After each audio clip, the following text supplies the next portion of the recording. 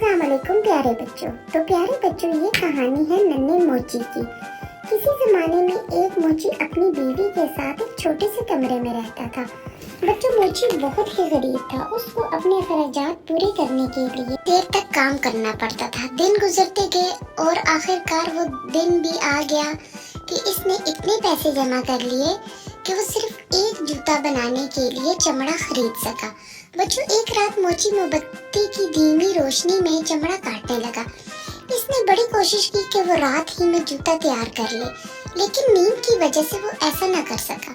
वो इस उम्मीद पर सोने चला गया कि सुबह जागते ही वो जूता तैयार कर लेगा।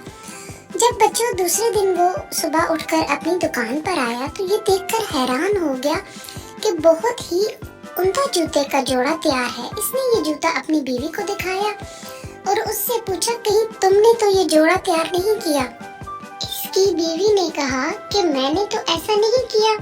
मोची के लिए ये एक बहुत मुश्किल मामला था। वो अपने आप में बुड़बुड़ाने लगा कि आखिर जूता कौन बनाकर रख सकता है। बहरहाल बच्चों, इसने वो जूता बाजार में फरोख्त कर दिया। ये जूते वाकई में इतने शानदार थे कि खरीदना वाला बहुत ज्यादा तवज्जो से उसको देख रहा था और उसने फौरन इसको जिस कीमत पे मोची ने बेचा उसी कीमत पर उसे खरीद लिया।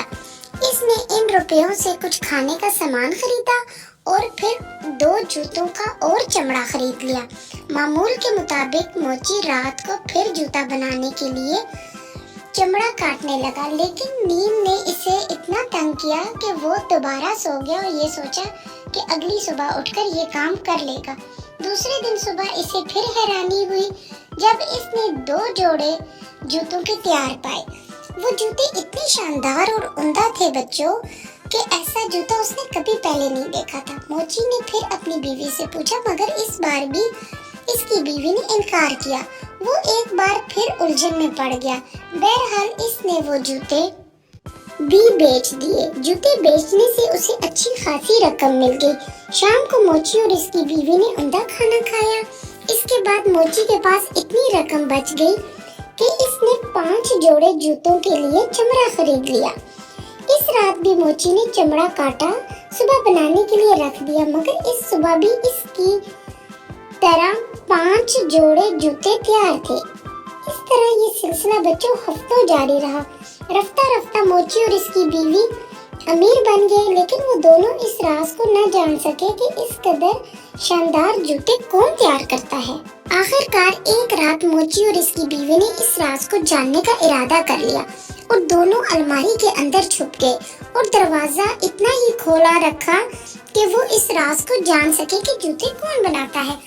तो बच्चों, तकरीबन आधी रात को रोशनदान से हल्की आवाजें आने लगी जो रफ्ता रफ्ता तेज हो गईं।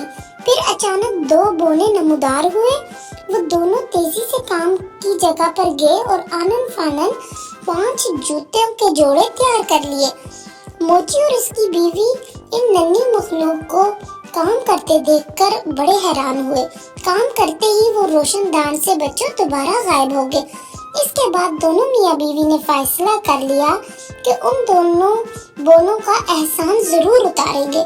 बच्चों, दोनों बोने इस सख्त सर्दी में नंगे पांव और फटे हुए कपड़ों के साथ थे और बर्फ जमाने वाली सर्दी थी, इसलिए मोची की बीवी ने 2 नन्हे नन्हे कोट, पतलूने और ऊनी जराबें तैयार की और मोची ने उनके लिए 2 जोड़े जूते तैयार किए। शाम को दोनों ने इन तोहफों को काट कर कागज में लपेट कर रख दिया और खुद इसी तरह बच्चों अलमारी में छुप कर बैठ गए और इनका इंतजार करने लगे। जो ही आधी रात गुजरी, ये दोनों बोने नमूदार हुए, लेकिन जब इन्होंने चमड़े की जगह तोहफों को देखा तो पहले तो हैरान हुए और घबराए, लेकिन उन तोहफों को खोल कर देखने के बाद बच्चों वो बहुत खुश हुए कि इनके दिए उम्दा कपड़े, जराबे और जूते थे। दोनों बोने मारे खुशी के नाचने लगे और फिर अचानक वो मंजर से गायब हो गए। उस दिन के बाद फिर वो दोनों कभी नहीं आए, लेकिन मोची और उसकी बीवी ने इनके लिए शानदार काम और एहसान को हमेशा याद रखा। मोची ने उम्दा जूते बनाने का काम जारी रखा और न सिर्फ अमीर बन गया बल्कि अच्छे काम की वजह से शहर भर में मशहूर हो गया। तो बच्चों कैसी लगी आज की कहानी आपको? मिलेंगे अगली नई कहानी में, तो आपने मेरे चैनल को सब्सक्राइब करना है। प्यारे बच्चों, अल्लाह हाफिज।